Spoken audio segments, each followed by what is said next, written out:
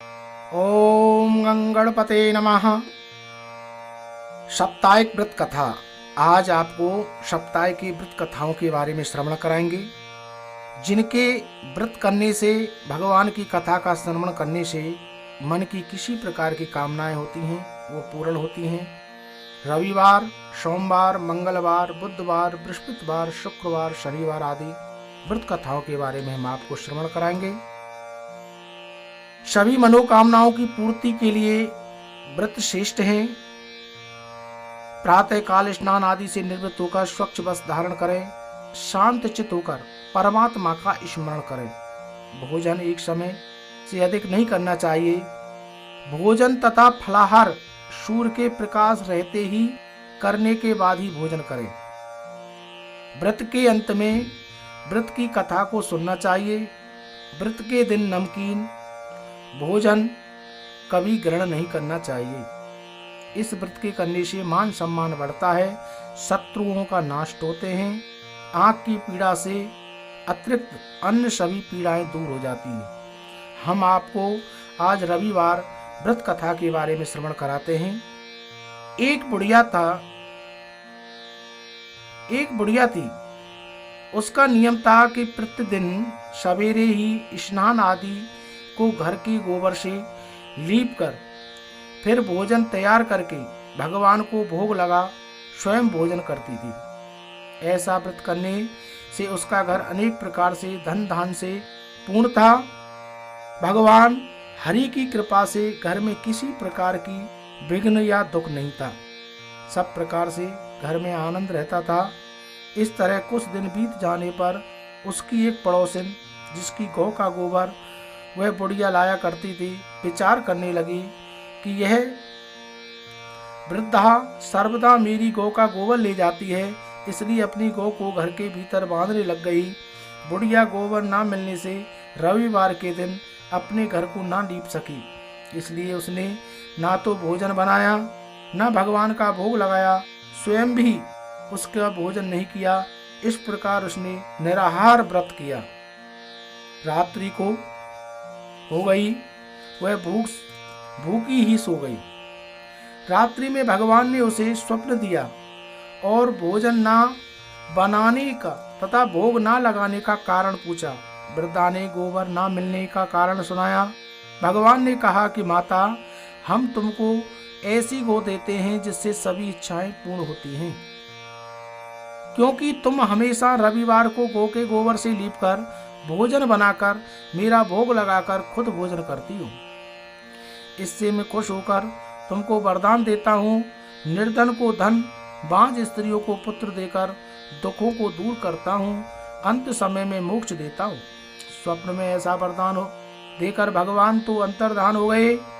जब वृद्धा की आंखें खुली तो वह देखती है कि आंगन में एक अति सुंदर गौ और उसका बछड़ा बंधा हुआ है। वह गाय और बछड़े को देखकर अति प्रसन्न हुई।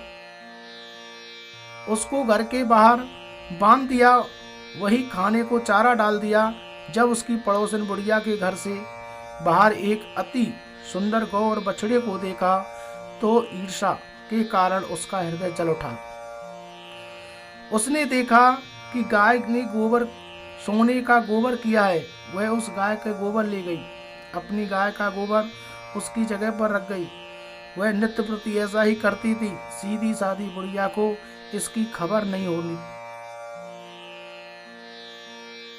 सर्वव्यापी भगवान ने सोचा कि चालाक पड़ोसन के कर्म से बुढ़िया ठगी जा रही है, तो ईश्वर ने संध्या के समय अपनी माया से बड़े जोर की आंधी चला दी। बुढ़िया ने अंधेरे के भय से अपनी गौ को भीतर बांध लिया। प्रातः काल जब वृद्धा ने देखा कि गौ ने सोने का गोबर दिया है तो उनके आश्चर्य की सीमा ना रही। वह प्रतिदिन गाय को घर के भीतर बांधने लगी। उधर पड़ोसन ने देखा कि बुढ़िया गौ को घर के भीतर बांधने लगी है, उससे सोने का गोबर उठाने का दाव नहीं चलता। वह ईर्ष्या से जल उठी। कुछ उपाय ना देखकर पड़ोसन ने उस देश के राजा की सभा में जाकर कहा, महाराज, मेरे पड़ोस में एक वृद्धा के पास ऐसी गऊ है जो आप जैसे राजाओं के योग्य है। वह नित्य सोने का गोबर देती है। आप उसे सोने की प्रजा का पालन करिए। वह वृद्धा इतने सोने का क्या करेगी। राजा ने यह बात सुनकर अपने दूतों को वृद्धा बुढ़िया के घर गऊ लाने के लिए आज्ञा दी। वृद्धा प्रातः ईश्वर का भोग लगाकर भोजन ग्रहण करने ही जा रही थी। राजा के कर्मचारियों ने गऊ खोल कर ले गए। वृद्धा बुढ़िया काफी रोई चिल्लाई, किंतु कर्मचारियों के समक्ष कोई क्या करता। उस दिन वृद्धा गऊ के वियोग में भोजन ना खा सकी। रात भर रो रो कर भगवान से गऊ को पुनः पाने के लिए प्रार्थना करती रही। उधर राजा गऊ को देखकर बहुत प्रसन्न हुआ, लेकिन सुबह जैसे ही उठा सारा महल गोबर से भरा दिखाई देने लगा। राजा यह देखकर घबरा गया। भगवान ने रात्रि में ही राजा को स्वप्न में कहा, हे राजन, गाय वृद्धा को लौटाने में ही तेरा भला है। उसके रविवार के व्रत से प्रसन्न होकर मैंने उसे गाय दी है।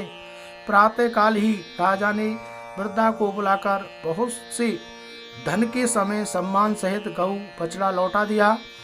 उसकी पड़ोसिन तुष्ट बुढ़िया को बुलाकर उचित दंड दिया। इतना करने के बाद राजा के महल से गंदगी दूर हुई। उसी दिन से राजा ने नगर वासियों को आदेश दिया कि राज्य की तथा अपनी समस्त मनोकामनाओं की पूर्ति के लिए रविवार का व्रत करो। व्रत करने से नगर के लोग सुखी जीवन व्यतीत करने लगेंगे। कोई भी बीमार या प्रकृति का प्रकोप उस नगर पर नहीं होगा। सारी प्रजा सुखी रहने लगी। आपको मैंने सप्ताह के रविवार के व्रत कथा के बारे में श्रवण कराया है। पंडित देवेश पाराशर के द्वारा जो रविवार का व्रत कथा का स्मरण करता है, भगवान की कथा का स्मरण करता है, भगवान नारायण उन पर अति ही प्रसन्न होते हैं। बोलो श्री लक्ष्मी नारायण भगवान की जय।